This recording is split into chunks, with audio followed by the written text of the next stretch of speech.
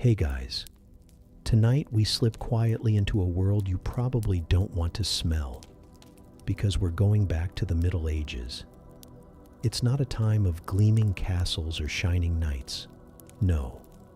Tonight, it's dirt under your nails, fleas in your hair, and a very, very questionable relationship with soap.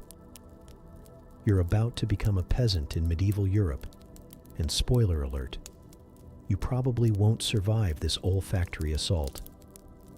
So, before you get comfortable, take a moment to like the video and subscribe, but only if you genuinely enjoy what I do here. And hey, drop your location and local time in the comments. I love seeing where and when you're listening. Now, dim the lights, maybe turn on a fan for that soft background hum, and let's ease into tonight's journey together. You wake up to the sound of chickens and your own coughing. The air is thick with smoke from the hearth, and your straw mattress smells like every bad decision your goat made in the night. You stretch, scratch the back of your neck, and feel a bump. Yep, still got lice. Again, bathing, for you, isn't part of the daily routine. It's not even part of the weekly routine. Honestly, no one remembers when the last proper bath happened, and no one wants to bring it up. Not because they're embarrassed, but because it was such a hassle. You don't have a bathroom. You don't have plumbing. You don't even have privacy. If you want to wash, you'll have to fetch cold water from the well, carry it back in a leaky wooden bucket, and hope the sun is out to warm it just a little. You'd think filth would bother people, but it's just the way of life here. You wipe your hands on your tunic before eating bread that's more crust than anything else, not even noticing the dirt under your fingernails. Honestly, there's more dirt on your skin than soil in your field. But that's fine. Dirt is nature's armor, right? Most days, your hygiene routine is wake up, spit, maybe rinse your face if there's dew on the grass, and try to shake the hay out of your hair. That's it. No toothbrush, no hot shower, no deodorant. You might splash water on your feet if it's summer and the mud between your toes starts attracting flies. Otherwise, the only time you really bathe is if it rains and you stand in it for a while. What's wild is you don't even notice the smell anymore. Everyone smells. You all live in the same cluster of thatched huts, surrounded by animals, waste, and more animals. Your nose adjusted sometime after your 4th birthday. Visitors from the future would gag within seconds, but to you, this is just life. The scent of manure, sweat, old cheese, and musty wool is basically your cologne. Historians still argue whether peasants really cared that little about cleanliness, or if that's just the snobby record-keeping of upper-class chroniclers. Some evidence suggests folks did try to stay clean, at least cleanish. Wooden tubs existed, soap existed, wells existed. But for most peasants, daily survival, tilling fields, baking bread, staying warm, always beat out soap and water. You'd think proximity to rivers or lakes would help. But no. Bathing in rivers is seen as suspicious. People think it causes chills, illness, or even invites spirits.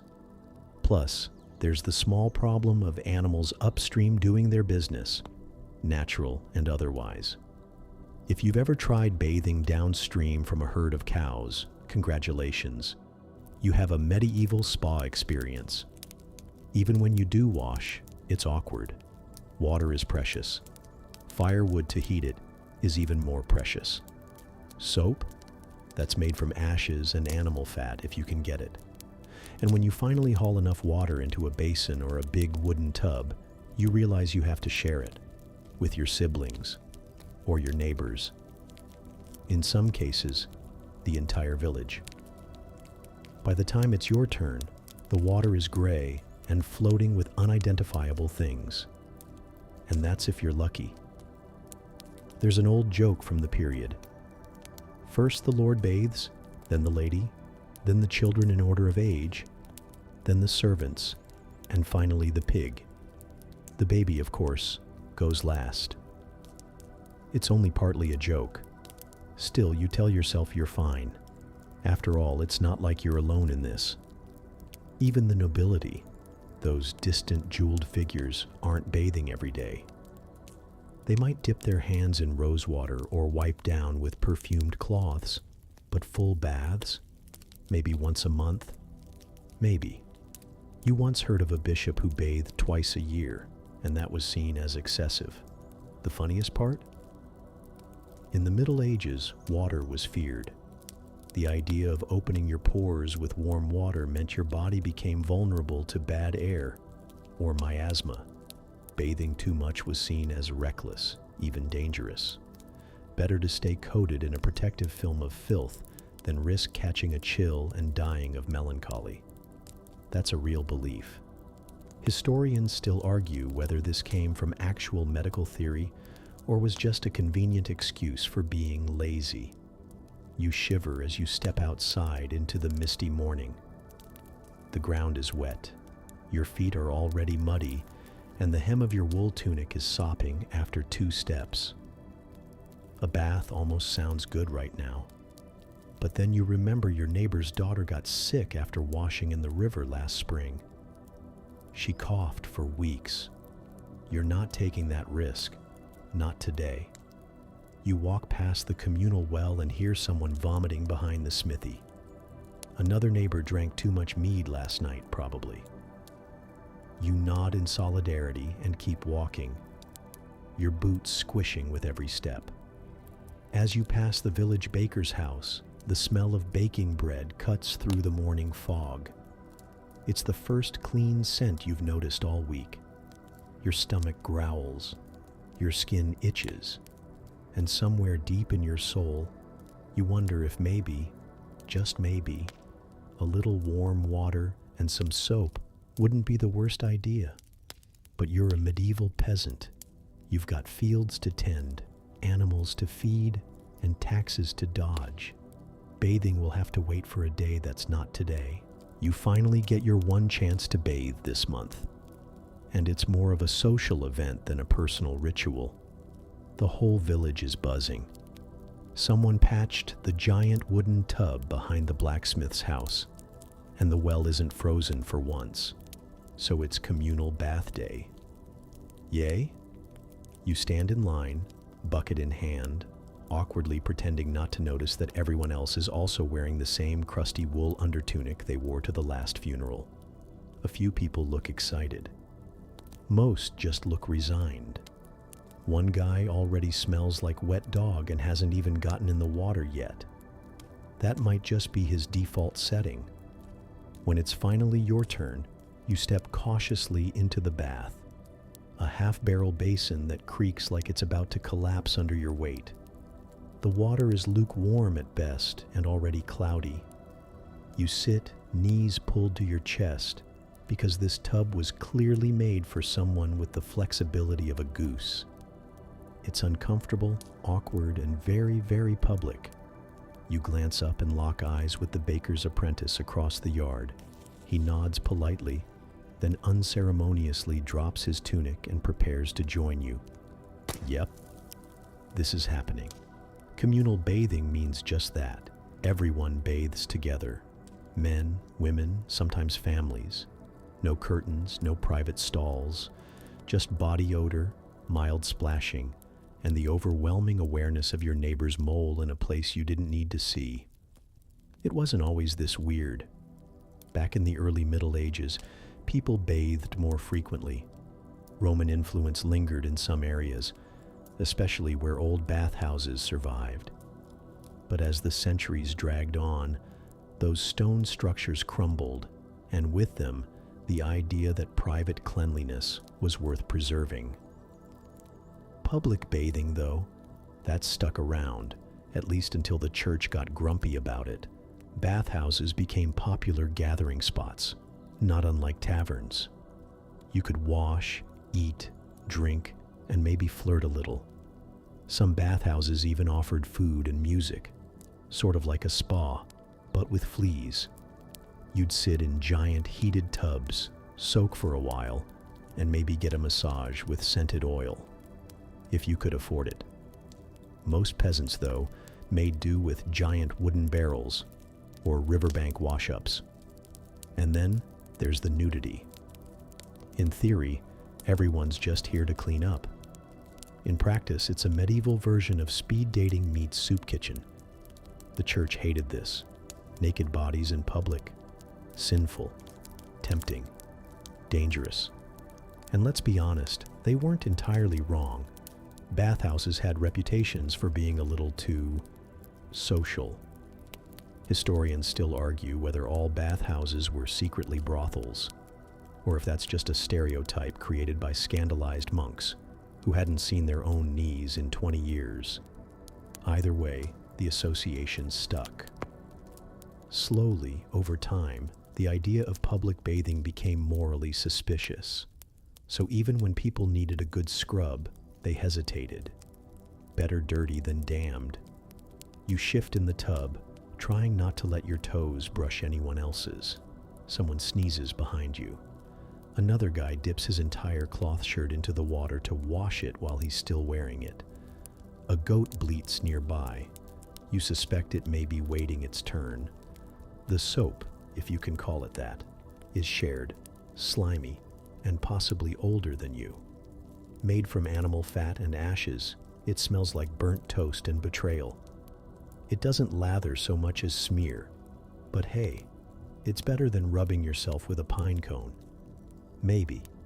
You try to scrub behind your ears and feel something squish. You decide not to investigate. This is fine. Everything is fine. The real kicker is the lack of privacy. There are no dividers, no stalls. Just open air and a bucket of shame. You've got a front row seat to everyone's weird birthmarks, mysterious bruises, and very enthusiastic back scratching. Some people seem proud of their filth, talking loudly about how long it's been since their last bath like it's a competition. 3 months for me, boasts one guy, grinning proudly. And I still got all my teeth. He laughs, flashing exactly 4. You focus on rinsing. The water is gray now. Someone added herbs to it earlier, maybe mint, maybe weeds, but the scent has long drowned under a tidal wave of unwashed humanity. You're not so much bathing as marinating. A woman on the other side is humming softly as she washes her hair with rainwater from a gourd. You admire her patience. It's rare to see anyone actually wash their hair in public, especially considering how tangled and dirty it usually is. Hair was often covered under hoods, kerchiefs, or caps. Uncovered hair was considered risque, even provocative, so this open display is unusual, brave, or just desperate.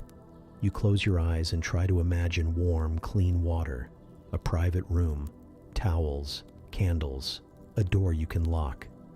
But then someone slips getting into the tub, splashing everyone, and you're snapped right back to reality. You taste the bathwater. You regret being born.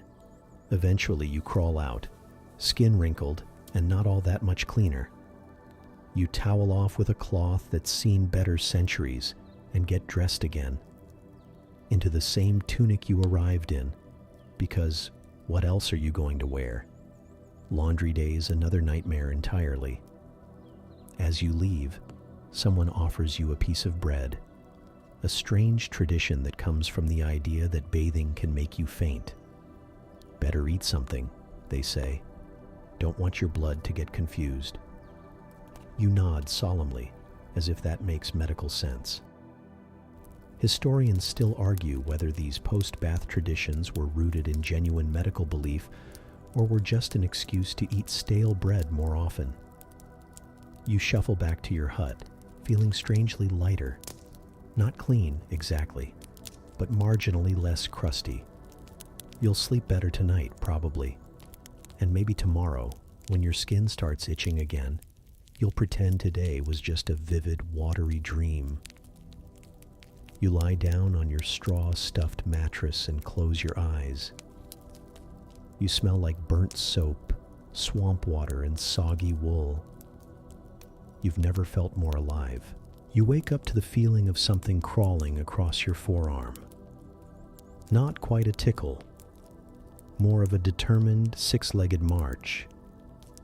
You slap it instinctively, roll over, and pretend it didn't happen.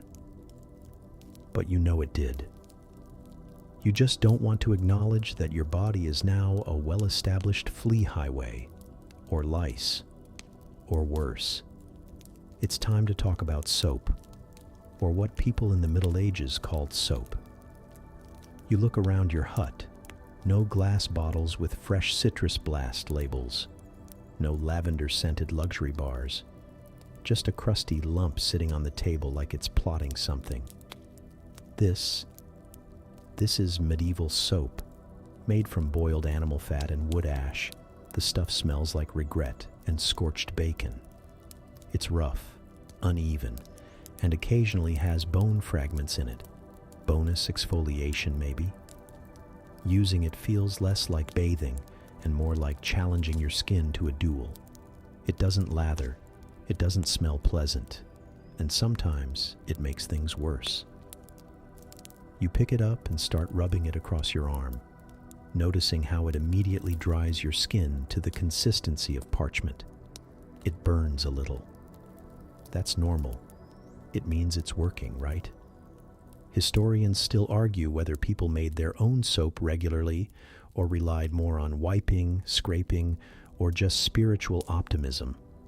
Some towns had soap makers, but their products were expensive and often used more for laundry than for human skin. You, being a humble peasant, probably made your own, or bartered for a lump that's been passed around the village like a cursed relic.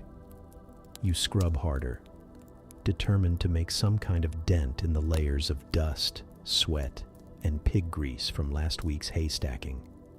But all you manage to do is irritate your elbow and chip off a sliver of soap. It bounces into the straw and is instantly gone. That's fine. One arm is plenty. The real tragedy, though, is your hair. You stare at it in a broken mirror shard propped against the wall. It's matted, dull, and probably home to more than one sentient colony. Shampoo isn't even a concept yet, and most people just rinse their heads occasionally and hope for the best. You try rubbing soap into your scalp and instantly regret it as the burning sensation begins. Tears sting your eyes. Back then, hair care was a gamble. If you had money, maybe you used oils or herbal rinses, rosemary, lavender, chamomile. Sounds nice, right? But without clean water, it mostly ended up sticky. If you were religious, you might shave your head entirely, like monks did, just to avoid the hassle. But you're not a monk. You're a peasant with a questionable chunk of pig soap and a prayer. Some folks used combs made from bone or wood, dragging them through their hair in slow, painful strokes to catch lice and other critters. These combs weren't for styling. They were survival tools. And when they snapped, you used your fingernails or gave up entirely. You think about perfume. Surely rich people use that instead of bathing, right? Kind of. Perfume existed, but it wasn't like modern spray bottles. It came in oils or powders, and it was expensive. Nobles might wear pouches of dried herbs, called pomanders, around their necks or hang them in their clothes. Sometimes they stuffed their sleeves full of flowers and hoped no one noticed they hadn't bathed since Epiphany. You, meanwhile, reach for your own version of perfume, a bundle of dried mint leaves someone gave you last harvest. You rub it under your arms, but honestly, it just smells like minty sweat now. Better than regular sweat, maybe. And then there's the soap for the rich. In southern Europe, especially places like Castile, people had access to olive oil-based soap. It was gentler, smelled better, and didn't make your skin fall off. But you don't live in Spain. You live somewhere cold and damp, where olive trees don't grow and everyone smells like old stew. A knock on the door pulls you out of your soap spiral. It's your neighbor. She needs help butchering a pig. You throw on your tunic, same one as always, and grab your knife. No time to rinse or dry. You just go, half lathered and already sweating again. The pig is not thrilled. Neither are you. By the time you're done, there's pig fat on your arms, blood under your nails, and soap residue still clinging to your scalp like an itchy helmet. You consider dunking yourself in the trough outside, but it's full of feathers and a goose is glaring at you. You choose dignity, sort of, and wipe off with a burlap sack. Later that evening, you sit by the fire, staring at the soap chunk sitting on the table again. It mocks you. You wonder how something meant to clean could make you feel so profoundly unclean. But that's the Middle Ages for you. Nothing really works the way you want it to. You lie down, itchy and exhausted, hoping the burning sensation on your scalp goes away by morning. It won't. But at least you tried. You dream of velvet sheets and golden bathtubs, warm oils, gentle hands, scented steam swirling around marble pillars. And then you wake up to cold air, a lumpy mattress, and a patch of straw stuck to your face. Welcome back to reality. Time to talk about royalty. Because surely the nobles had it better, right? Kings, queens, dukes, and duchesses. Surely they lived in a perpetual cloud of rosewater and lavender. You'd think so, but nope. Even the upper crust in the Middle Ages were often just as crusty as you. Let's say, just for fun, that you've been hired as a servant in a noble household. Big stone manor, tapestries on the walls, a real floor instead of packed dirt. You're here to serve the Baron and his wife, and today is a special day. The Baron is going to bathe. This happens maybe once a month. Maybe. You're in charge of fetching the water, which means hauling it bucket by bucket from the well up 3 flights of stairs and pouring it into a massive wooden tub that's roughly the size of your entire home. It takes hours. By the time the tub is full, the water is already cold. The fire under the room's copper basin helped barely. The Baron enters with great ceremony, robed and ready, flanked by attendants. You hide behind the door, trying not to be noticed. The bath is a rare event, and servants aren't usually invited to watch, but someone has to hold the soap. Speaking of soap, this is not your burned pig fat chunk. This is perfumed, imported, maybe even creamy, olive oil-based Castile soap if the household is rich enough. The kind of soap that makes you sigh involuntarily when you sniff it. The Baron steps in. A priest blesses the water. Yes, really. Holy water was often added to noble baths, just in case sin could be washed away with a good scrub. You watch in awe as scented herbs float lazily across the surface. Lavender, thyme, maybe even crushed rose petals. But as fancy as this is, it's still rare. Nobles didn't bathe daily, or even weekly. Why? Partly because it took so much effort. Partly because they were terrified of the same things you are: cold air, open pores, miasma. And partly because they just didn't feel the need. Instead, nobles relied on a complex system of cover-ups. They wore layers of linen under their clothes to absorb sweat. These underlayers were washed regularly, even if their bodies weren't. Linen was breathable, and since it was in direct contact with the skin, it helped delay the descent into absolute stink. Perfume also helped, but not like a spritz behind the ears, more like drowning your entire outfit in musk and floral oils. Nobles might hang pomanders, those little balls filled with aromatic herbs, from their necks or belts. Some even stuffed their sleeves with flowers. There's a reason those portraits show people with enormous sleeves. They weren't just fashion statements. They were stink traps. Historians still argue whether royal courts truly believed they were cleaner than peasants, or just better at pretending they were. There are letters from visiting diplomats noting the overpowering odor in royal courts, especially in summer. One famously said that the French king's court smelled like a slaughterhouse wrapped in satin. So you, the humble servant, continue pouring buckets into the tub and watch as the baron's bath slowly turns into herbal soup. When he's done, the water isn't thrown out immediately. It's left there. Maybe someone else will use it tomorrow. Maybe it'll just sit, stagnant, like a metaphor for medieval hygiene.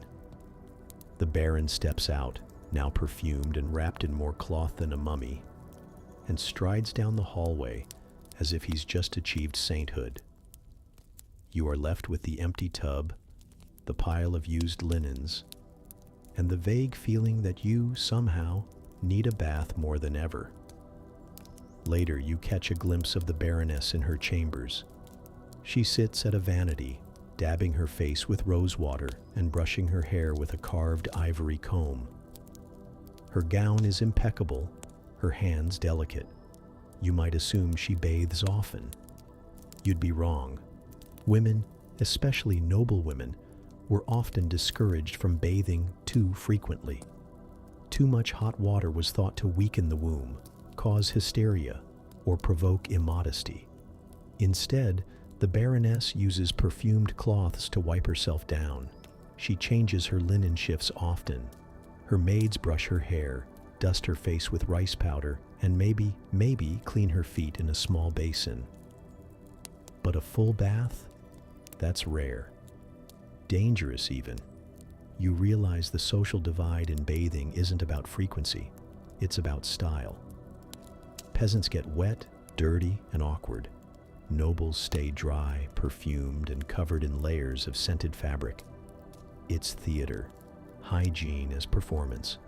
As long as you look and smell clean, who cares if you're actually scrubbing behind your ears? You return to your tiny servant's room that night with a towel still damp from someone else's bath and a whiff of lavender stuck to your sleeves. You lie back on your straw mattress and breathe it in. For a moment, you pretend you're royalty, not because you're clean, but because you almost smelled like it. And then a rat runs across your foot.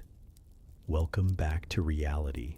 You're halfway through your meager breakfast, mostly old bread and a questionable cheese rind, when the village bell rings out. Not the time for taxes chime, thank goodness, but the slower, more ominous one. A priest has arrived. That can only mean one thing: time for a morality check. You wipe your hands on your tunic and shuffle with the others toward the little wooden church. Inside, it's dark, smoky, and filled with the heavy smell of incense, intended to mask something far less holy: the collective funk of a community that doesn't believe in daily bathing. The priest begins his sermon and, unsurprisingly, he's not happy about bathhouses. Again.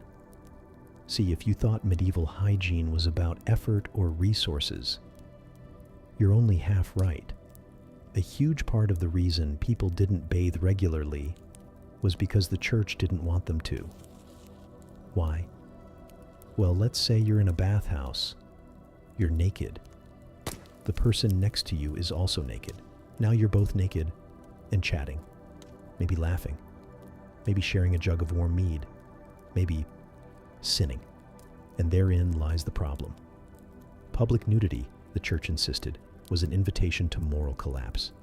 It led to temptation, lust, gossip, mischief. Bathhouses, they warned, were not for the soul. They were dens of temptation, places where cleanliness got confused with carnality.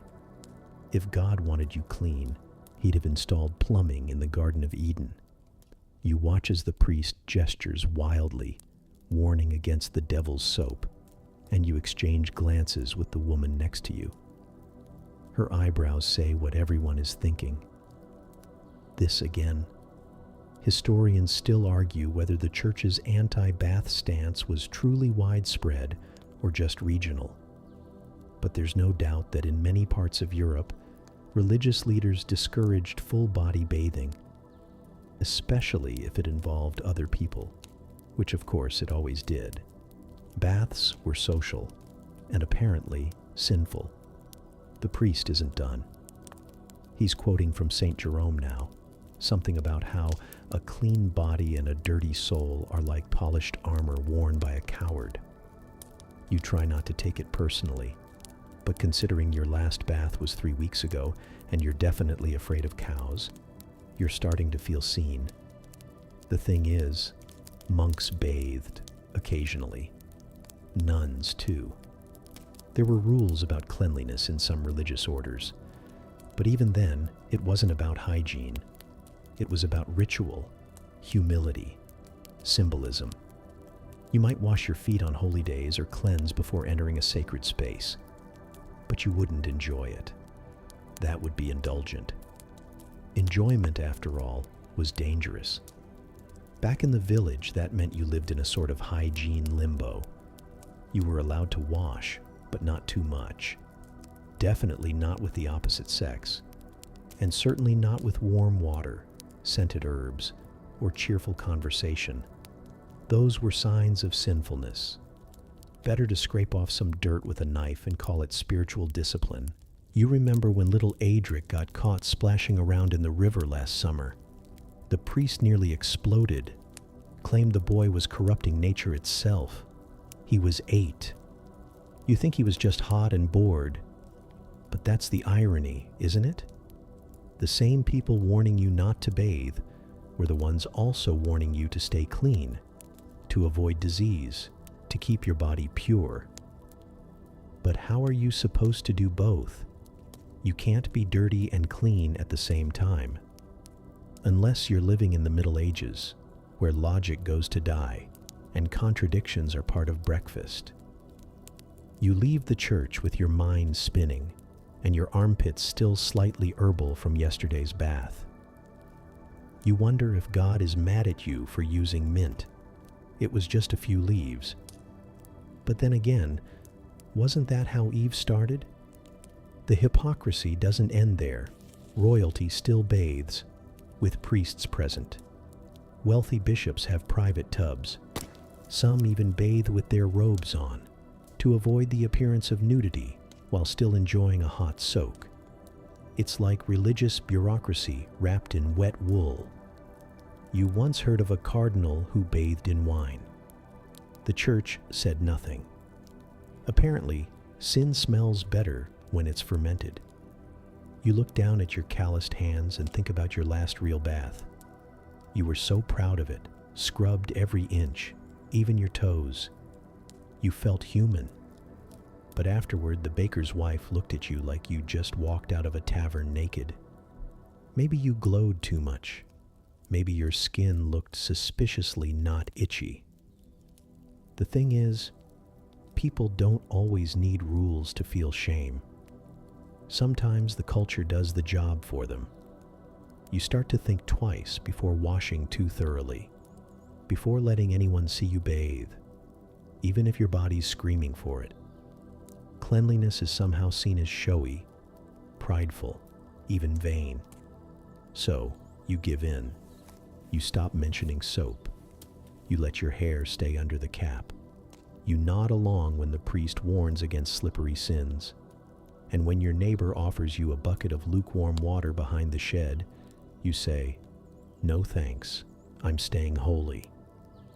Later that night, you lie in bed, the dirt still clinging to your feet from earlier, and wonder if maybe you're not supposed to feel this itchy and this guilty. But hey, if your soul is clean, does your armpit really matter?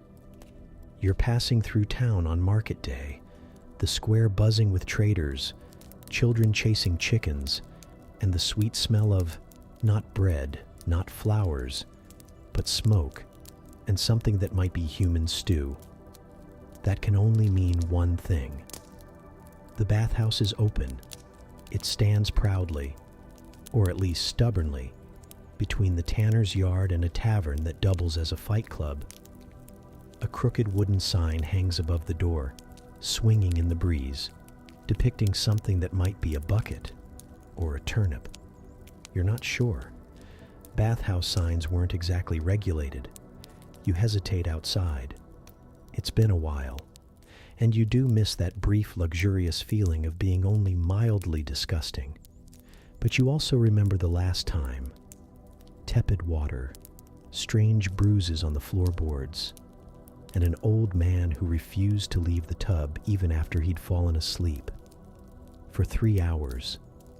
Still, your shoulders ache, your hair crunches when you touch it, and your shirt smells like a cheese dream gone bad. You sigh. You're going in. The door creaks open into a wave of warm, steamy air, thick with the smell of wet wood, sweat, herbs, and something else. Something meatier. It's busy today. A dozen people sit in huge wooden tubs scattered around the room, some soaking silently, others chatting like they're at a feast. One man appears to be singing, off-key, naked. You strip quickly, trying not to make eye contact with anyone, then ease yourself into an open tub. The water is warm, a miracle, and only slightly murky. You sink down with a groan. Every muscle thanks you. Your skin protests a little, unused to this much moisture without a layer of mud. Someone offers you a cup of watered-down ale. You take it. It's lukewarm. Everything here is lukewarm. But for the first time in days, maybe weeks, you feel human. And then you notice the couple across from you. They're whispering, giggling. His foot is definitely touching her foot under the water, and her hand just might be reaching for something she dropped for the 3rd time in a row. You look away. So does the man next to you. The bathhouse attendant, however, doesn't bat an eye. He's seen worse. Way worse. And that's kind of the issue. Bathhouses were supposed to be about hygiene, a public good, a health service. But more often than not, they doubled as informal dating hubs and occasionally full-service brothels.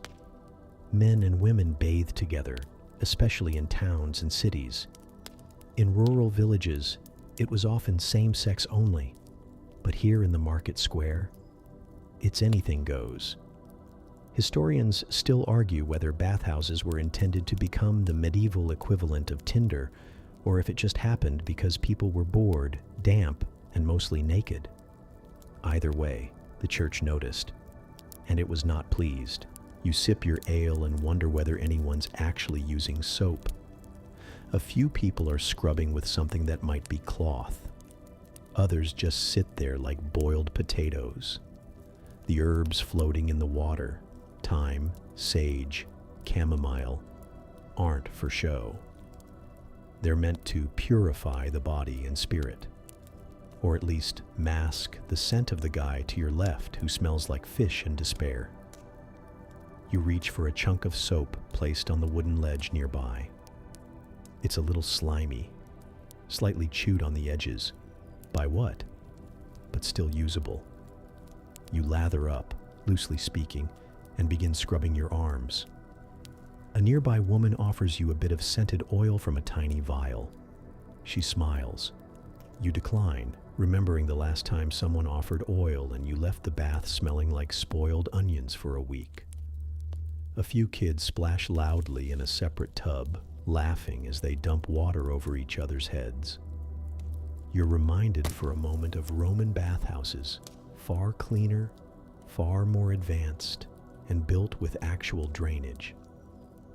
The medieval version is basically just a wooden soup kitchen with fewer rules. You try to zone out, letting your mind drift, while your skin slowly de-wrinkles from weeks of buildup. That's when you notice the dark ring around the water, a tide line forming on the wooden edge of the tub. You squint.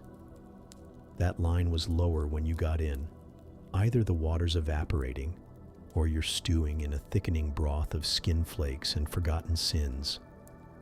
Still, you stay, because honestly, as gross as it is, it feels so good to be submerged, to not be cold, to not itch, to not smell like a walking compost heap. You remember stories you've heard about some towns building special bathhouses just for the sick. They'd throw in extra herbs, like wormwood or rosemary, and hope the water drew out the illness. It rarely worked, but it sounded smart, until the sick person infected half the bathhouse. Oops. You start to relax, even doze a little, your head resting on the wooden rim. The couple has left. The water's quieter now. The steam fogs the windows, softens the world. It's easy to forget, just for a moment, that you're surrounded by the faint scent of boiled ham and mildew. Then someone sneezes violently behind you, splashing your back. You freeze. The spell is broken. You stand, shivering slightly, and towel off with something that feels suspiciously like an old curtain. You dress quickly, still damp, and slip a few coins to the attendant, who nods without making eye contact. Bathhouse etiquette. Outside, the cool air hits your skin like a slap. But you don't mind. You're clean, or at least cleaner. You walk back through the square, hair dripping, feeling 10 pounds lighter and just a little more alive. The bathhouse may be sketchy, the water may be shared, but in a world where dirt, disease, and spiritual guilt weigh on you every hour of the day, this feels like magic. Even if it smells like cabbage soup, you wake up scratching your scalp again. It's not subtle. It's that deep, fingernails-digging kind of itch that makes your eyes flutter and your whole skull feel like it's wriggling. You sit up, groggy, and reach for the comb hanging from the wall, a thin, splintery thing with narrow wooden teeth. You start dragging it through your tangled hair. And yep, there it is. The satisfying snap of a louse caught in the comb's teeth. Hair care in the Middle Ages is, well, less spa day and more daily battle against parasites. Forget about shampoo. That's not a thing for another few centuries. Your best options are ash, herbs, oil, or, if you're truly desperate, shaved scalps and prayers. You run your fingers through your thick, slightly greasy hair. It smells faintly of yesterday's stew and wood smoke. That's actually a good day. Your friend tried rinsing his hair with vinegar once and walked around smelling like a pickled onion for a week. Another woman swore by fermented milk, and sure, it gave her this silky shine for about 4 hours before it curdled. On her head, you give up trying to detangle the lower half and tie it back with a leather thong. That'll do. The elite, if you can believe it, had fancy hair routines. Court ladies used rosewater rinses and made perfumed pomades with animal fat and crushed herbs. One noblewoman kept a servant just to braid and powder her hair every morning. You? You're thrilled if your hair doesn't crunch when you touch it. Lice combs are your only hope. Everyone has one. It's like the medieval Swiss Army knife, used for grooming, scratching, even killing time. There's a method to it. Comb slowly, close to the scalp, crush the lice between fingernails, wipe the comb on your tunic, repeat. It's oddly meditative and slightly horrifying. There's even a superstition that burning the hair of a louse-infested person releases bad spirits into the wind. So naturally, someone in the village tried it. It worked, until half her hut burned down. You remember hearing about Queen Isabeau of Bavaria. People said she wore elaborate headgear partly to cover her infested curls. Historians still argue whether her famous horned headdress was fashion or camouflage. Either way, It makes you feel a bit better about your own haystack hair. And then there's the beard situation. If you're a man in the Middle Ages, your facial hair is a whole social statement. Priests go clean-shaven. Knights vary. Peasants? Mostly beards, whether they want them or not. Razors are rare and precious, and shaving is dangerous. A slip could mean infection, or worse. So many men settle for trimming with knives or shears, which, works if you're into asymmetry and tiny scars. You once watched a guy use a hot knife blade to singe his mustache into shape. You respected it. You also stayed very far away from him. Women, meanwhile, sometimes pluck their hairlines to appear more elegant. Yep, bald foreheads are the trend among the noble crowd. It's considered pious and intellectual. You try not to judge, but the effect is less graceful scholar and more medieval alien. Today, you're headed to a festival, so you want to look halfway presentable. That means trying to wash your hair. You head to the well with a bucket, draw water, and carry it back carefully. Inside, you mix a little ash into the water, your version of shampoo. It's gritty, smells like last night's fire, and gets in your eyes. You cough, sputter, and rinse again. Your hair feels worse? Is that possible? No matter. You pat it dry with a wool cloth, comb through once more, still a few lice, and try to braid it. The braid is crooked, but it'll hold. As you step outside, you pass old Marta, the village midwife. She has the silkiest gray braid you've ever seen. She claims her secret is boiled rosemary and crushed mint leaf. Or maybe it's just wisdom and the fact that she lives alone, far from the lice-ridden children. A nearby man dips his head in a horse trough and comes up smiling. Bathing and hair washing are often the same activity, quick, functional, public. You sigh. At least you tried. You overhear someone mention an herbalist in the next town over who sells lice-repellent oil made from foxglove and bear grease. Sounds promising and very flammable. Hair powder is becoming a thing too, especially among the wealthy. Made from dried flowers, starch, and sometimes chalk, it soaks up oil and adds volume, if you can get it. You once tried to make your own by grinding white clay into powder. It worked, but you spent the next 2 days sneezing like a goat. And here's the real kicker. People do care about appearances. Even in the dirt and filth, people braid, tie, curl, and decorate their hair. Ribbons, pins, even metal charms. The rich go for elaborate updos. The poor make do with braids and hope. You once saw a merchant's wife spend half an hour twisting her daughter's hair into a loop and tying it with a leather thong. It was beautiful. And it made you think maybe, just maybe, medieval life had a little glamour hidden under all the grime. You make your way to the village square, hoping the evening breeze will dry your damp braid before the dancing starts. Kids chase each other, their hair full of twigs and bugs. An old man scratches his beard like he's trying to start a fire. You catch your reflection in a puddle, muddy water, crooked braid, and a little ash still stuck behind your ear. Close enough.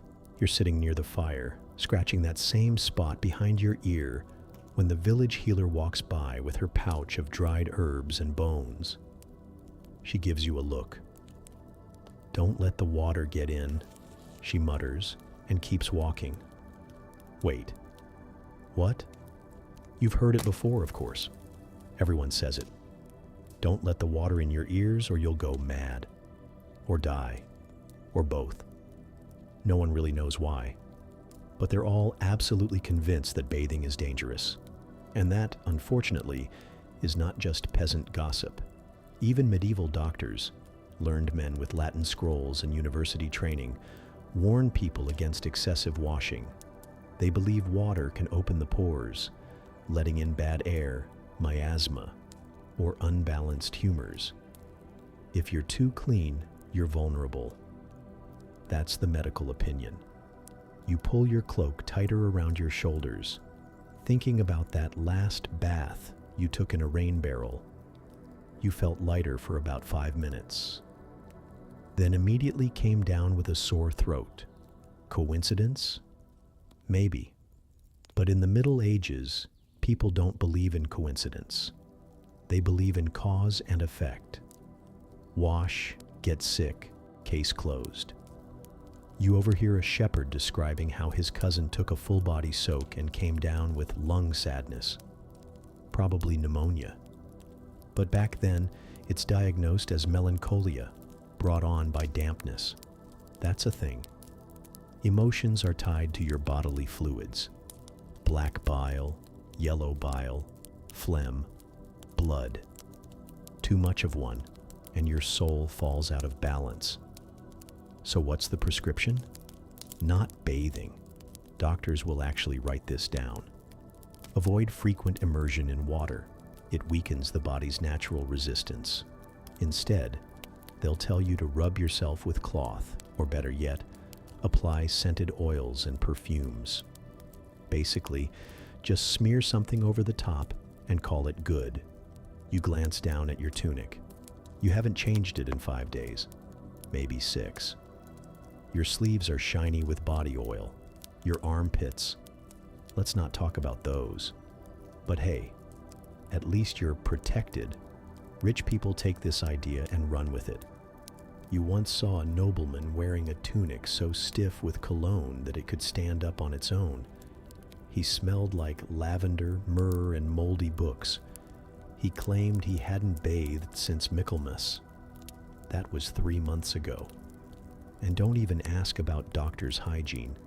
Most medieval physicians wash their hands after dissecting a corpse, if at all. Surgical tools are wiped on whatever's nearby.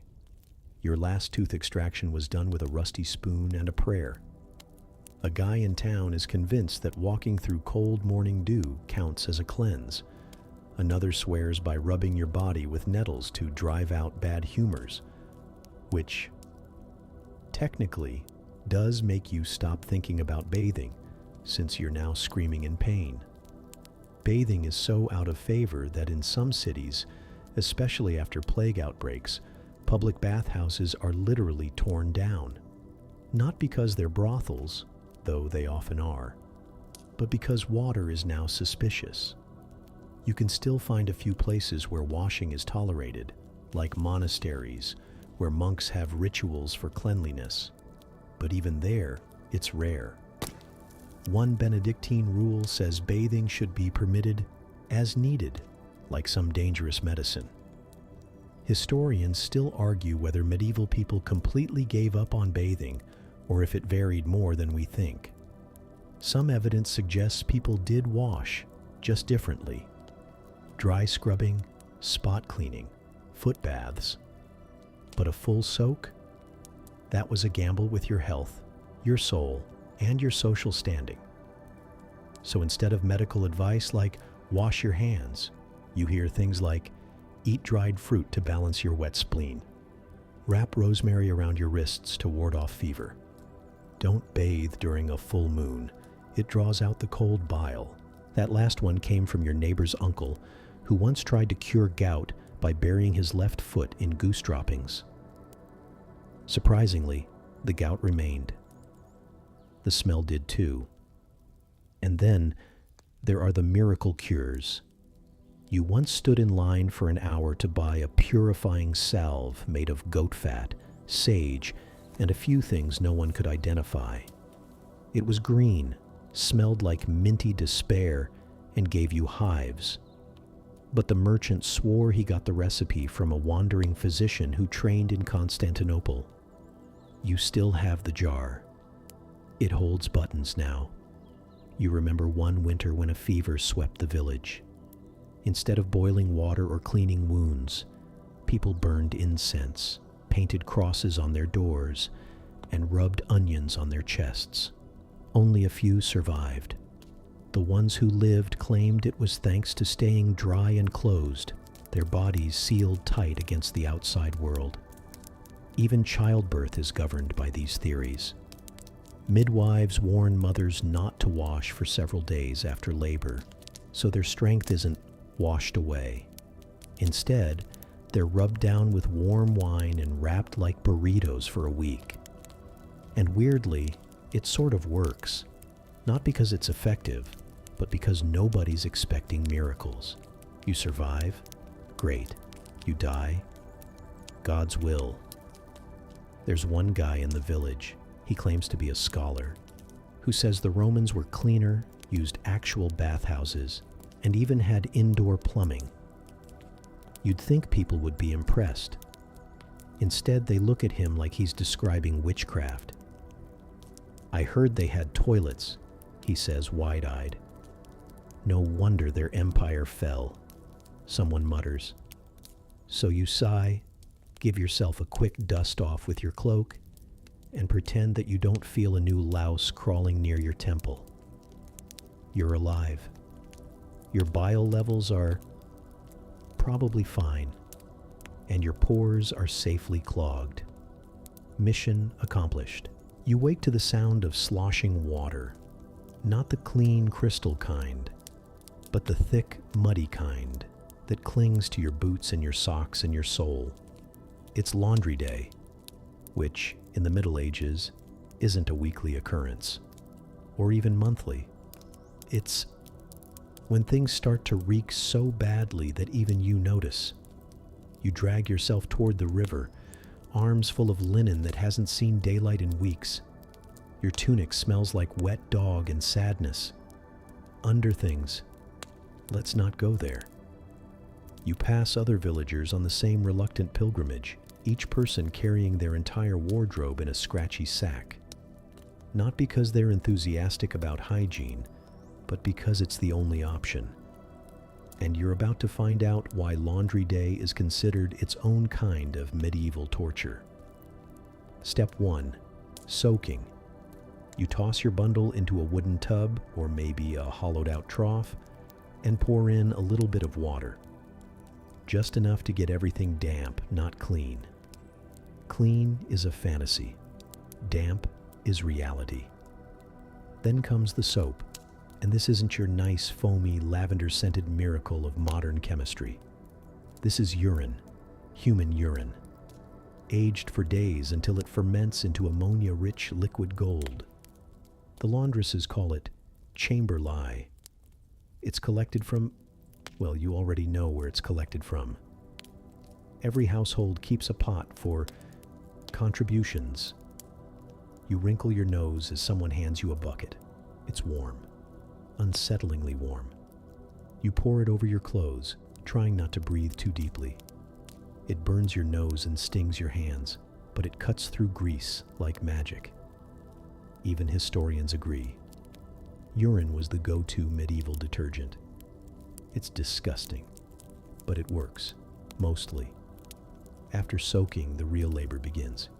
You take a paddle, basically a big wooden spoon, and beat your clothes like they've insulted your mother. Whap, whap, whap. The sound of 20 villagers thrashing their laundry against rocks echoes down the riverbank. You rub linen on rough stones, trying to work the grime out with sheer force and prayer. Your knuckles bleed. A laundress nearby slaps her own chemise onto a stone, muttering something that sounds suspiciously like a curse on wool garments and their refusal to dry properly. Your fingers go numb from the cold water. But you keep going, because if you stop now, your only shirt might grow something. And just when you think you're done, you remember the bleaching. Sunlight alone won't do it. No, you need to spread the wet clothes on a field of clean grass, or better yet snow if it's winter, and hope the combination of UV rays and frost kills off whatever colonies are living in your seams. Some people add chalk or crushed bones to their rinse water to help whiten fabrics. Others try ash, believing it has purifying powers. That's half true. Ash is alkaline, just also scratchy. Someone nearby uses a mixture of lye, wood ash, and goose fat to refresh her husband's tunic. He smells like a campfire dipped in poultry, but at least he smells like something. The drying process takes forever. You stretch wet garments over fences, bushes, anything not already damp or pooped on by birds, and you hope the wind holds. If it rains, you start again.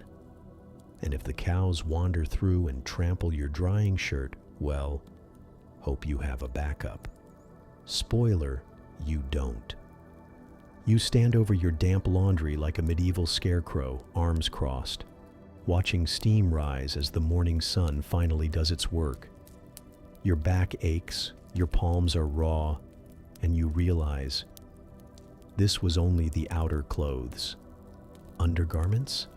They're next, and they're worse. Even underclothes aren't worn daily.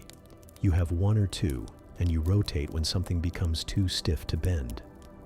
Laundering these delicate items requires boiling water, a rare commodity, so most people just rinse and hope, or hang them in smokehouses, hoping the scent of ham overpowers the rest. There's also a widespread belief that too much washing of yourself or your garments invites disease, so people strike a grim balance between stench and survival. You once heard someone say, "If your shirt's so stiff it can walk, it's time to beat it into submission. Otherwise, leave it alone. It protects you." Protects you from what exactly? No one knows.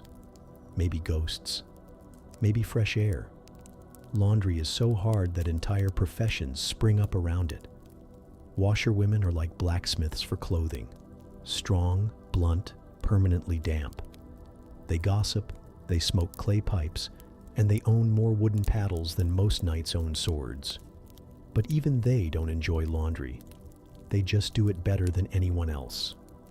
Historians still argue whether laundry was a communal event or more of a private struggle.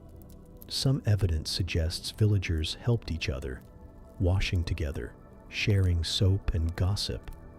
Others say the rich hired servants, while the poor just gave up. Either way, it's exhausting and never-ending. You drag your drying bundle back home, arms sore and eyes itchy from ash and ammonia. Your clothes are mostly clean. At least they no longer stand up by themselves. But don't celebrate yet, because you still need to beat the fleas out of your bedding, scrub your shoes with mud. Yes, mud, it polishes leather, and try to chase out the rat that moved into your wardrobe last week. Laundry day isn't a routine, it's a battle. And tonight, as you lay your freshly smoked, mildly soggy tunic on the wooden peg by your straw mattress, you feel a brief moment of pride. You did it. You fought the filth. You won. Sort of. You wake up coughing. The air is thick, not with morning mist, but with the unmistakable staleness of unwashed bodies and straw bedding that's never met sunlight. You scratch your arm, casually inspecting a flea bite. Or is it a plague boil? Hard to tell in this light. You sit up, blanket clinging to your tunic like it knows something you don't. You swing your feet over the edge of your bed and plant them firmly into a pile of cold mud. Or possibly something worse. You don't even flinch anymore, because now it's the 1340s. And there's something in the air that's far worse than your laundry pile. The Black Death is here. It starts as whispers. A trader's family falls ill in the next village over. The baker stops coming to market. The priest stops giving sermons. People begin to cough more than usual, and not the straw dust in the nose kind of cough. No, this one comes from the chest and ends in silence. You're confused at first, and then terrified, because bodies are piling up faster than anyone can bury them. People stop leaving their homes. Others flee their homes.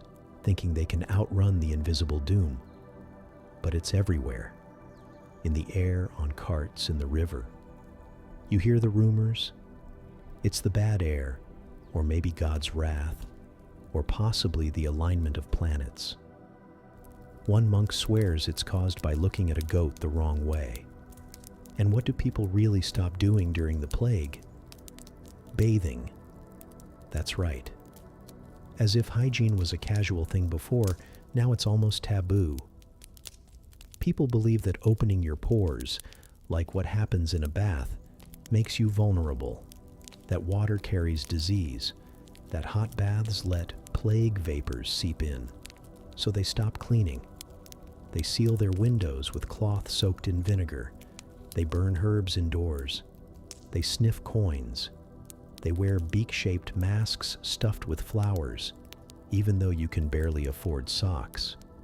Historians still argue whether this hygiene-free panic made the plague worse, or if it saved people by limiting their contact with dirty water and crowds.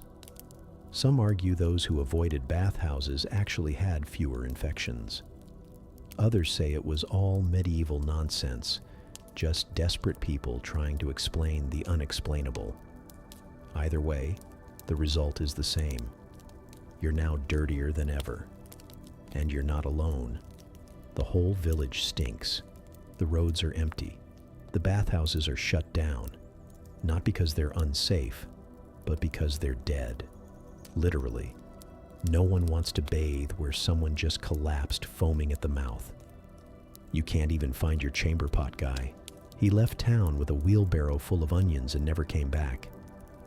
You don't know it yet, but over a third of Europe will die. And even after the worst passes, the memory will stay. Bathing becomes associated with death, with decay, with fear. You walk past a well and flinch. You used to collect water here for boiling your underthings. Now, you barely go near it. What if the water's bad? What if touching it invites the sickness in? So you clean in other ways. You wipe your body with dry cloths. You dust yourself with ground herbs. Some people even smear garlic on their armpits. You don't question it. If someone says garlic keeps the plague away, you'd smear it in your ears too. And then there's the cure that your neighbor swears by. Rub a dead pigeon on your skin to draw out the infection. She offers you one. You decline, but not firmly enough.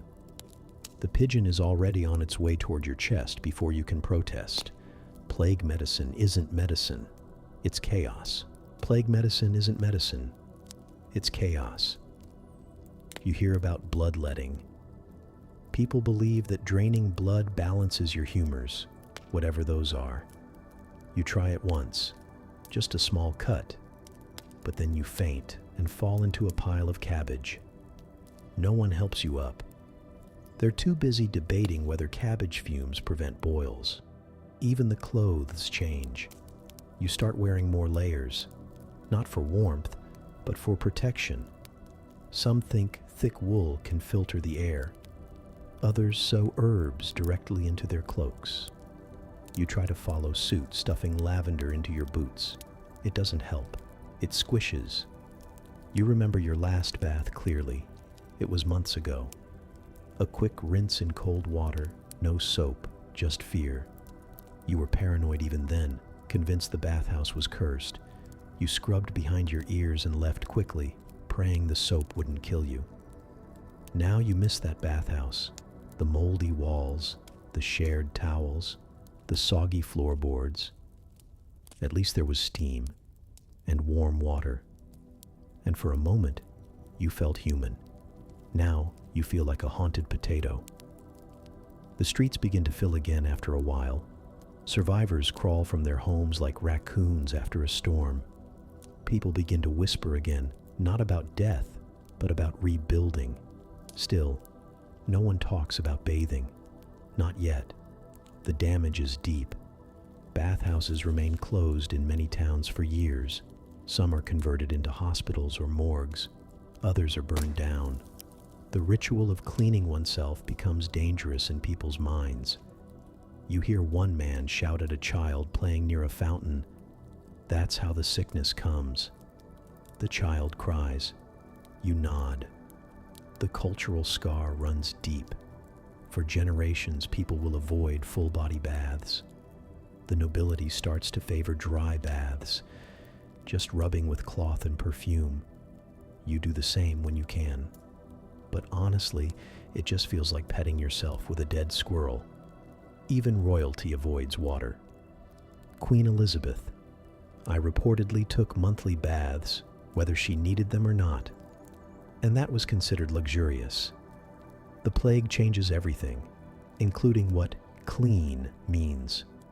You start to understand cleanliness not by smell or feel, but by absence. Absence of itching, absence of visible grime, absence of boils. That's the best you can hope for. You sniff your sleeve, still gross, but not sick. And in this era, that's what counts as a win. The years pass, and the memory of the plague fades, like a bad dream with lingering smells. But the aversion to bathing, that lingers. You, like many others, now associate water not with cleanliness, but with risk. Which means even when the bathhouses reopen, if they reopen, you're in no rush to get wet. It's the 15th century now. You've survived. That in itself feels like a miracle. But you still haven't had a proper soak in years. People around you start using a word more often. Modesty. It's not just about covering your ankles anymore. It's about not revealing skin at all, even to yourself. The church whispers warnings about nakedness. Even the act of washing your body becomes suspect, like vanity dressed up in bubbles. So what's the compromise? Dry cleaning, medieval style. You use cloths, softish if you're lucky, burlap if you're not. You rub yourself down in sections, like you're polishing a particularly grubby chair. Some parts of your body, like your hands and face, get a little rinse here and there, but a full body bath? That's something exotic, almost sinful. Then come the herbal sachets. You hang bundles of rosemary and lavender from your belt. Not to smell good, but to not smell awful. It works, kind of. But you can't shake the feeling that you're just seasoning yourself for a wolf. And then there's the fashion, layer after layer, like human lasagna. Tunics, undershirts, overcoats. You sweat constantly, but there's no going back. Undressing fully is taboo, unless you're near death or childbirth, and sometimes not even then. Perfume enters the picture too. Not fancy little glass bottles, not yet. More like vinegar infused with herbs, applied with a cloth to the pulse points. You start dabbing your wrists like a courtier, even though you're a thatcher with fleas. The wealthy, predictably, find ways to cheat the system. Some install private bathing rooms, tiny tubs with scented water. They brag about it in hushed tones, the way others brag about secret lovers. But they're rare. Most nobles just pile on stronger perfumes. Historians still argue whether this anti-bathing trend was driven more by religious pressure or by lingering fear from the plague years. Some point to sermons denouncing nakedness as a path to sin. Others highlight how expensive it was to heat water and transport it in buckets without plumbing. Either way, you're not scrubbing much of anything these days. And yet, weirdly, you're kind of okay with it, because no one else is bathing either. You go to the market and everyone smells like damp wool and onion breath. No one complains. If someone doesn't reek, that's suspicious. What are they hiding? What sin are they washing away? You hear of travelers from the East, Persians and Turks, who still bathe regularly. Public baths are part of life over there. They're shocked at how foul Europeans smell. One merchant gasps dramatically when you walk by. You wave politely, then itch your elbow with a piece of bark. But then, A twist. The Renaissance begins to bubble up. Art, science, and curiosity start to make a comeback. Slowly. Doctors begin debating cleanliness again, but not in terms of souls. This time in terms of humors, of physical health. They suggest that maybe, just maybe, bad smells and filthy skin aren't just cosmetic issues. They might cause illness, or at least reflect it. One physician says, warm baths restore the balance of your inner elements. Another warns that they weaken the flesh. You don't know who to believe, so you just keep using that same shirt for the 4th day in a row. It smells like a burnt pancake, but that's fine. You attend a wedding in the city. The bride is noble, and word spreads. She bathed the night before. Gasp. People are scandalized. Some are intrigued. A few quietly ask her what it felt like. Wet, she says, and warm. And suddenly, you're curious again. You see a bucket at the back of the inn, steam rising, soap floating on top like a prize. The innkeeper sees your gaze and winks. Extra penny, he says. 5 minutes. You think about it, then walk away, because the idea of being naked and wet still feels off, unnatural, vulnerable. Instead, you borrow a wool cloth, rub it across your arms until you're pink, and go about your day. Even your dreams smell like goat. That night you lie in bed, stuffed straw, itchy blankets, and that comforting aroma of smoke and old boots, and you think about what it might be like to live in a world where people bathe just because they want to. It feels like a fantasy, a warm, steamy, lavender-scented fantasy. But for now, you'll settle for wiping your feet with a damp sock. You wake up to the unmistakable aroma of something burning. Not fire, just you, or rather, your breath. You groan softly and roll over, exhaling a warm cloud of morning funk so potent that even the lice skitter to safer territory behind your ear. Tooth care in the Middle Ages is, let's say, enthusiastic in theory, chaotic in practice. No one brushes their teeth in the way you'd recognize today. There's no soft bristled plastic brush, no fresh minty toothpaste. Instead, you chew sticks. Actual sticks. You pick a sturdy one, maybe birch or hazel, and fray the end into a little broom using your teeth or a rock. Then you gently scrub at your molars while hoping nothing snaps off and lodges in your throat. Sometimes, if you're fancy or happen to live near a monastery, you'll rub crushed salt or sage on your gums. It's sharp and makes your mouth sting. But hey, it's better than nothing. Other times, people use burnt rosemary or powdered brick dust. You sprinkle it on your teeth, grit your jaw, and try not to taste the 14th century. Historians still argue whether oral hygiene was truly important to medieval people, or just a happy side effect of habits like chewing aromatic twigs. Dental records show surprisingly healthy teeth in some peasant skulls, but also plenty of abscesses and cracked molars. The jury's out, but your mouth feels like it's harboring a tiny battlefield. The rich don't do much better. Nobles eat more sugar when they can get it, and that means rot. Queen Elizabeth I famously had black teeth, centuries later thanks to a sweet tooth. But even back here in the dusty Middle Ages, honey and candied fruit start doing damage. You, on the other hand, gnaw bread crusts like they're dental tools. Your gums? They bleed sometimes, especially in winter when there's no fresh food and you accidentally invent scurvy. Your breath? It's not getting invited to court. But no one else's is either, so again, the social standard is basically swamp level. Your neighbors sometimes chew parsley to freshen their breath, but it just turns it from rotting onion to rotting garden. Others swear by cloves or cardamom, imported from far-off lands and more expensive than your shoes.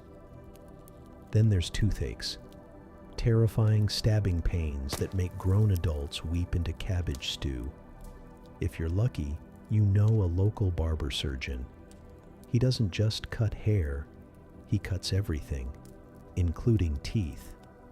With forceps that look suspiciously like fireplace tongs, he yanks the offender from your jaw while two men hold you down and a priest hums Ave Maria at your ear.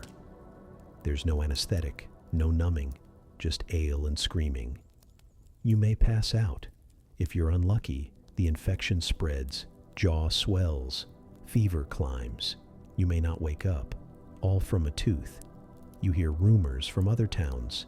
Somewhere in Spain, monks are making tooth powders from dried mint and crushed charcoal. In Italy, a physician claims that rinsing with wine and vinegar can keep decay away. But you spit in a corner and carry on. Once in a while, someone flashes a mostly white grin, suspiciously nice teeth. People ask if they've been to a healer or drank holy water from a special spring. Maybe they made a deal with the fairies. You never find out, but it haunts you a little. You do what you can. You avoid chewing meat that's too tough. You suck on herbs when they're available. You rinse your mouth with cold well water in the morning because it feels fresh, and you convince yourself it helps. And maybe it does. A little. There's also superstition. Your neighbor ties garlic around her neck to draw out mouth demons. A blacksmith you know hums to his teeth every morning, just low enough that you pretend not to notice. One traveler tells you of a woman who buried a rotten tooth under a yew tree and was healed the next day. You look at the yew tree near your village and consider it. The strangest method, though? You once saw a man brush his teeth with his own urine. Claimed it whitened them. You gagged, walked away, and immediately forgot his name. You're not that desperate. Yet. Eventually, you lose a few teeth. They just wiggle for a while, then drop out like a poorly hammered nail. You get used to the gaps. Chew slower. Smile less. Your tongue explores the holes during quiet moments, like a pilgrim visiting shrines. The town priest gives a sermon one day about sin and vanity. He warns against being too concerned with physical beauty. The Lord does not judge yellow teeth, he says solemnly, only yellow hearts. You nod along, relieved. Later at market, you pass a mirror, warped and foggy, and catch sight of your reflection. Your teeth are a mess, but you're alive, and in this century that counts for something. So you pluck a fresh stick from a nearby hedge, peel the bark with your thumb, bite the end to soften it, and start brushing. You think about your ancestors, Romans with their toothpicks and mint leaves, and wonder how it all got so complicated. Maybe one day, people will have tiny machines that clean their teeth in seconds, with paste that tastes like peppermint. Or maybe they'll just keep chewing sticks and hoping for the best. For now, your breath is mildly offensive, your gums ache, and your molars are questionable. But you're doing better than the guy who used brick dust and died of face rot.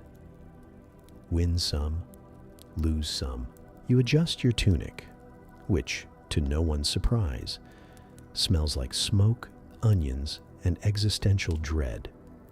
Something under your arm feels moist, not in a good way. Welcome to the olfactory symphony of medieval life, where deodorant is a concept from the future, and your only weapon against your own body odor is prayer, or potpourri tucked into your clothes. If you're a peasant, your options are blessedly simple. You smell bad, and so does everyone else. That's just the vibe. But still, you try to do something. You gather herbs, rosemary, lavender, maybe even mint if it hasn't been trampled by pigs, and stuff them into little cloth pouches. These go into your sleeves, around your neck, or directly into your shirt. You call it sweetening. It doesn't work. Sometimes you go a step further and rub the herbs directly onto your armpits, like a leafy medieval roll-on. You smell like a very tired garden. But again, it's better than the alternative. You. Historians still argue whether people in the Middle Ages were used to the smell or just constantly annoyed by it, but too broke to care. Written records complain about the stink of the crowd or sweat that clings like guilt, but nobody really had a solution. You could bathe, of course, once in a blue moon, but the minute you stepped back outside and started threshing wheat, the funk was back. And let's not forget your diet. You eat onions, leeks, turnips, and preserved fish. It's like you're seasoning your body from the inside out. You sweat out the food, and your clothes soak it up, and it becomes your signature scent. If you're noble, you have more options, and therefore more perfume. You dab rose water under your arms. You spray your clothes with orange blossom mist. Some even carry pomanders, little hollow balls filled with spices tied to your belt or tucked in your glove. But even then, you're really just layering dead flowers over live human. Perfume isn't just about vanity, it's about protection. People believe that good smells ward off bad air, and bad air causes disease. Miasma theory, they call it later. So if your neighbor is coughing, you take a sniff of your lavender pouch and hope for the best. When the plague hits, you carry bundles of sweet herbs to your nose as you walk through infected streets. It doesn't work, but it feels comforting, like holding garlic in front of a vampire. You've heard of the most elite folks having rose baths, actual bathtubs filled with petals and goat milk. But that's rare. You're more likely to find someone smearing vinegar under their arms or chewing mint to mask their breath than soaking in flour soup. The most bizarre solution you've seen? A merchant who rubs his underarms with crushed alum and ash. It gives him a chalky coating that supposedly absorbs sweat. You once bumped into him by accident and sneezed for 20 minutes straight. There's a traveling tanner in town this week, and you can smell him before you see him. He works with urine, animal skins, and whatever's left inside them. He doesn't use deodorant. He is deodorant for your social confidence. Standing next to him, you feel like a fresh breeze. There are no showers, no stick deodorants, no 48-hour protection. Just a medieval version of fake it till you don't stink as much. And even then, success is subjective. You remember a traveling poet who once claimed that a knight's smell was as noble as his cause. He clearly never spent 10 minutes near a knight's armpit after a battle. Under all that armor, it's like a fermenting cheese plate wrapped in metal. Even religious folks aren't immune. Monks try to be clean, at least spiritually. But many of them are known for being incredibly ripe, especially those who fast and refuse to bathe as part of their ascetic lifestyle. You once sat behind a monk during a sermon and passed out halfway through. You told everyone it was divine ecstasy. It wasn't. Children? Absolute stink bombs. They run through mud, chase animals, forget to wash, and sleep in the same clothes they wore all week. The only deodorant they know is wind. When it rains, everyone secretly hopes it's strong enough to act like a free rinse. You step outside, turn your face to the sky, and let it hit you. It doesn't help, but for one shining second, you feel fresher. Then your socks squelch, and the magic is gone. You hear rumors about people in the East who bathe in steam or use scented oils daily. Sounds like wizardry.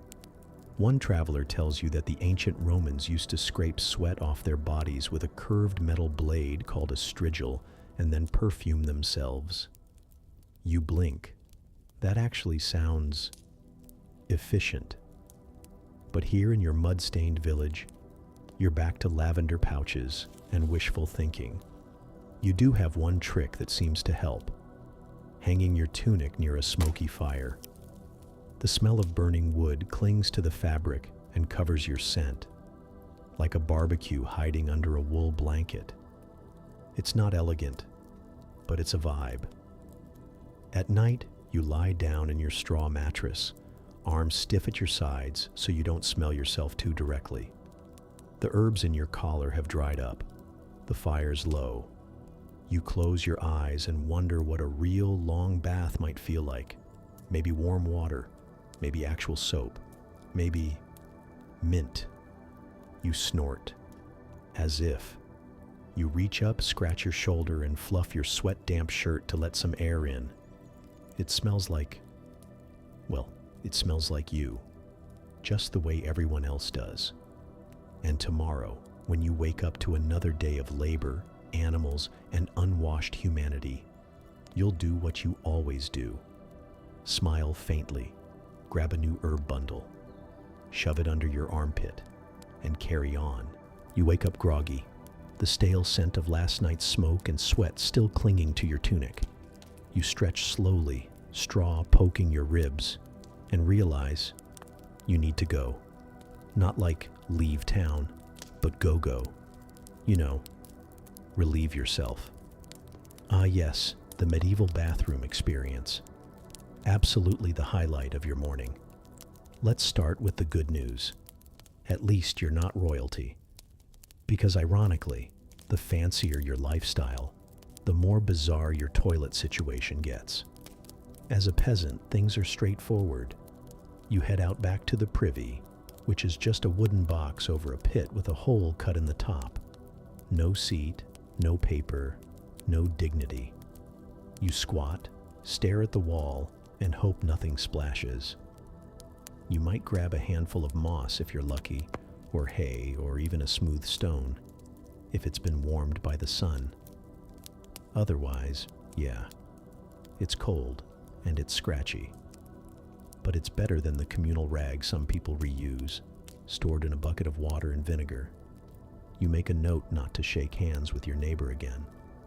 You've heard that the noble lords have something called a garderobe, a toilet built into the side of their stone towers, with a shaft that drops waste directly into the moat or garden below. Garderobe literally means guard your robes, because it was also used to hang clothes under the belief that ammonia from the waste killed fleas. You stare into the middle distance, questioning everything you thought you understood about laundry. One scholar you met at the edge of the marketplace insisted that some castles had double cedars, so nobles could go together. Bonding time, apparently. Historians still argue whether it was more social ritual or just a lack of privacy norms. Either way, you're glad you have your own little shack, even if it's freezing in the winter and smells like something that crawled in and gave up. Chamber pots are also common, especially indoors. You've used one before, usually in emergencies or rainy nights. But emptying it, that's the problem. You once forgot to dump it, and the smell fused with the room like a curse. Nobles, of course, have servants to do this for them. Some even toss the contents out of castle windows, ideally yelling, "Gardez l'eau," which loosely means, "Look out for the water." Spoiler alert, not everyone gives the warning. In cities, things get worse. The street is often your bathroom. You walk down a cobblestone alley and have to dodge more than just mud. Regulations exist. Some towns try to restrict dumping to certain hours. But no one really listens.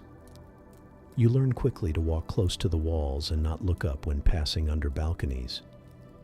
But let's not forget the real wild card in your bathroom routine: the night. No torch, no light, no guide, just you, barefoot, tiptoeing toward the backyard privy and praying you don't trip over a goat. You try to aim by sound. You miss. You're not proud. What about hygiene? Well, it's not entirely hopeless. Some wealthier folks have cloths soaked in vinegar or scented water to dab after using the bathroom. Soap exists, but it's expensive and reserved mostly for hands, and don't even think about brushing your teeth. People chew on twigs or rinse with wine or vinegar. You once tried mint leaves. It lasted 5 minutes. Now let's talk plumbing, or the lack thereof. Romans had it. You don't. But some monasteries and large manor houses do build rudimentary systems, with pipes made of wood or lead channeling waste away. Problem is, away usually just means somewhere you can't see it anymore. It's not clean, just out of sight. You pass by a tanner's workshop and are reminded again of how waste was actually valuable.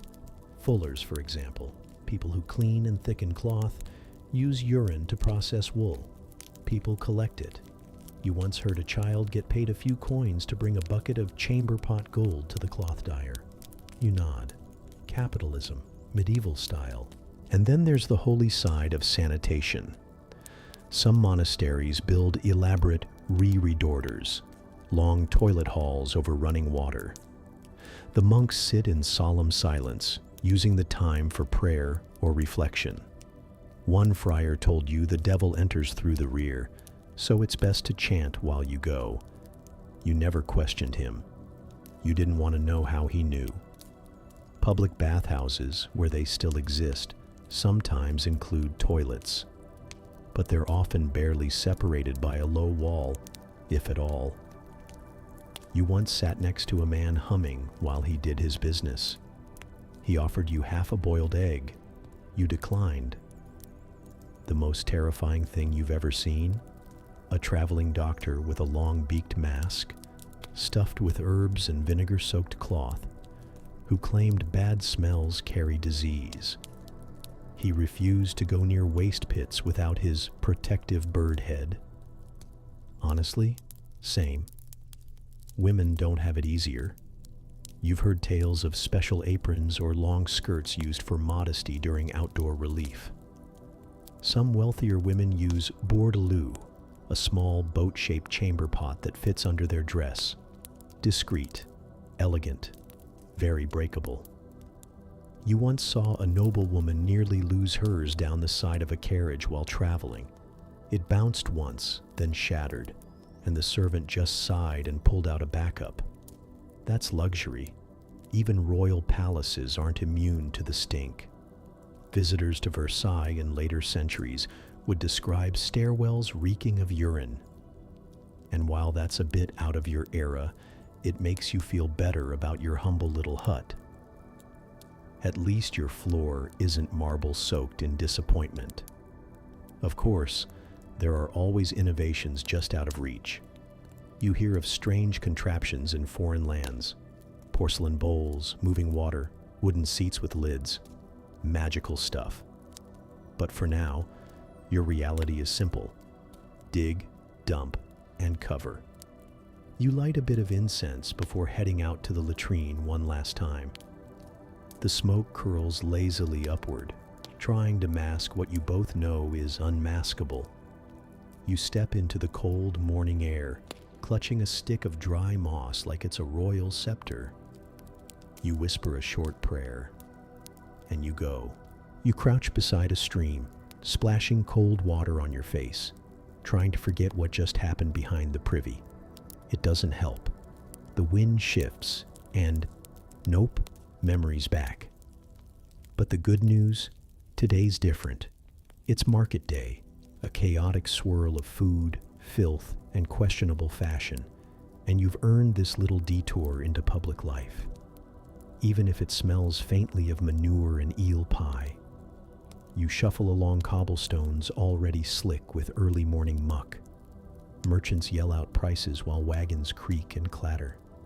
The air hums with the scent of roasted chestnuts, fish, unwashed hair, and, yep, that's a pig trotting loose. Again, you sidestep quickly.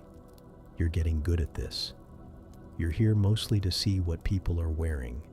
Because let's be honest, hygiene extends beyond just what you do to your body.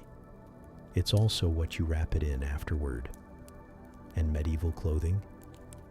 It's a strange balance between survival, vanity, and the practical ability to run from angry livestock. Wool is everywhere. Your tunic is wool.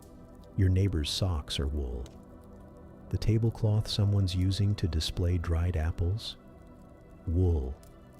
It's warm, sure, but also scratchy and sometimes feels like wearing a slightly damp shag carpet. But it keeps you from freezing when the sun disappears behind winter's gray fist. Underneath, you're probably wearing a linen shift, if you're lucky. It's your only underlayer, and you only wash it, once every few weeks? You think? Maybe less if it's winter. The good thing is, everyone smells the same, so no one can judge. But let's not forget the noble classes. Across the market square, a tall man struts by, wrapped in rich velvet with fur trim, looking like a cross between a chess piece and a heat stroke victim. You wonder how often he washes those fancy clothes. Probably never. They're too expensive to scrub. Instead, the answer is sachets. Lots of sachets. And perfumed gloves. And carrying oranges stuffed with cloves. Masking scent was the name of the game. In fact, fashion sometimes causes more problems than it solves. You overhear a group whispering about a woman who collapsed after wearing a lead-based face powder too long. She'd wanted to hide her smallpox scars, common in this time, but the poison got to her first. Beauty over breath, apparently. The town's tailor has a new shipment of imported dyes. You poke through his stall, running fingers over crimson and deep blue fabric. Those colors are luxury. They mean status. To wear them without the right title could get you fined under sumptuary laws. Even your clothing is regulated by class. You remember how historians still argue whether people really believed bright colors warded off disease, or whether it was just an excuse to show off. Either way, you're wearing faded brown. The only thing you're warding off is fashion sense. You pass a washerwoman lugging a dripping basket, her hands raw from lye soap. She washes clothes in public tubs using wood ash and water, sometimes even urine to bleach the linen. You suddenly feel less bad about how rarely you do laundry. That poor woman deserves a nap. But not all clothing is washed.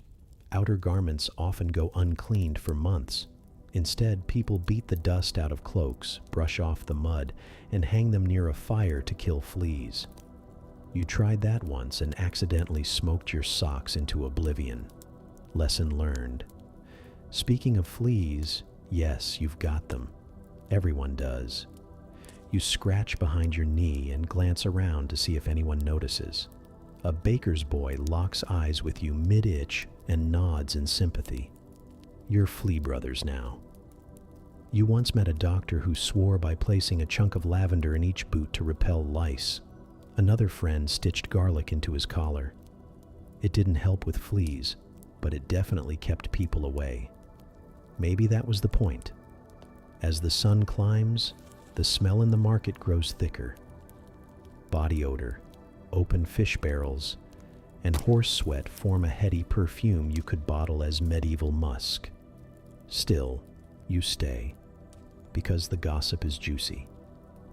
People talk of distant lands, of a new bathhouse being built, which will probably close after the first outbreak of boils, of a noblewoman caught bathing naked in the river and blamed for a failed harvest. You remember that some cultures believed cleanliness invited sin, that the body needed to be kept modest, untouched, even dirty, to protect the soul. Cleanliness, ironically, could be suspicious. Purity was for monks, not peasants. Though monks, as you've seen, can get pretty grimy themselves. You grab a heel of bread and some cheese that smells like betrayal. It's good. You sit on the edge of a broken fountain, feet dangling over moss and centuries of coin offerings. You watch a pair of children splash each other with dirty water, laughing. Their clothes are patched, their hair tangled, but they're happy. A wealthy woman walks by in a towering headdress and shoes so tall, she looks like she's tiptoeing above reality. You wonder how she keeps her balance.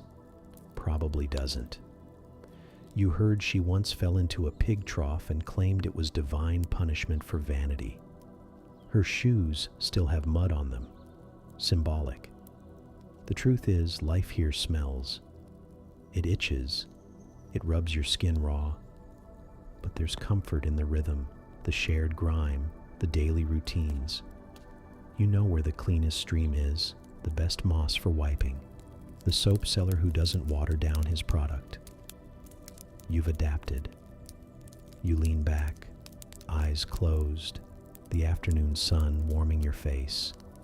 You think of all the things you've learned, not from books, but from buckets, bread lines, and bathhouses, from sweaty linen and sloshing chamber pots, from whispered tricks passed between friends who smell like goats. You sigh. It's not glamorous, but it's yours. You settle deeper into the creaky wooden bench, the bustle of the medieval world fading like a distant tide. The smell of the market lingers faintly. Earthy wool, smoky bread, and maybe just a whisper of rosewater carried on the wind. Your muscles relax. The breeze grows cooler now, brushing against your face with gentle fingers, like the world itself is sighing into stillness. The chatter quiets. The horses quiet. Even the pigs seem to shuffle away into sleep. You hear the soft bubbling of a distant fountain. Somewhere, a lute plays slowly, one uncertain note at a time, not for performance, just for passing time. Even the fleas seem to be giving you a break. For now. You stretch your legs just slightly, letting your worn shoes slip loose. Your feet remember cobbled streets, wet straw, fire-warmed stone floors. But none of that matters anymore. You're not walking anymore. You're floating now, drifting slowly through layers of linen, wool, and steam-soaked memories. Let your breath match the rhythm of the soft night around you. Inhale the quiet. Exhale the noise of the day.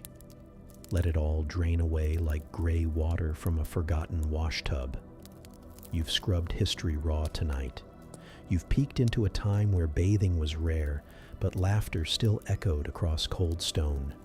You've wandered past steaming bathhouses, icy rivers, greasy combs, and perfumed gloves. And somehow, through the grime and ritual, you found the human moments beneath it all.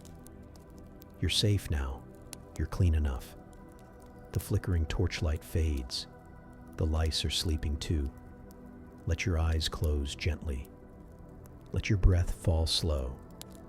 And let the Middle Ages slip quietly into dream. End of script. Sweet dreams.